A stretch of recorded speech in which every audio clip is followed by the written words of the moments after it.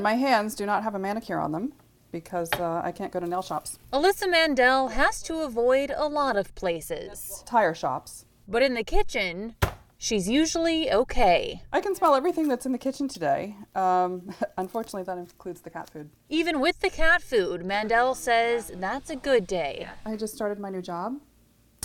And at the job, they were having some construction done on campus. So when I started smelling gasoline and exhaust and diesel, I just chalked it up to that, except then I began to notice that the smell followed me everywhere.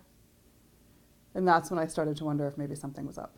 The smell didn't leave her, so she went to a few doctors. And now the smells were beginning to change and get increasingly weird. But she couldn't identify them. It was because I really couldn't describe it accurately enough to give myself some peace of mind. That was just as maddening. She eventually figured out she has parosmia, where someone may think they're going to smell something like a flower, but it smells like something else. And Dr. Andrew Keegan with the Roskamp Institute says he understands Mandel's frustration. It's like a false sensation in the nose. You're getting this false information, and it can be tremendously aggravating. Smelling scents that aren't there, or depending on the day, not being able to smell at all. People will say, gosh, that lobster smells really great, and I have no sense that that's happening.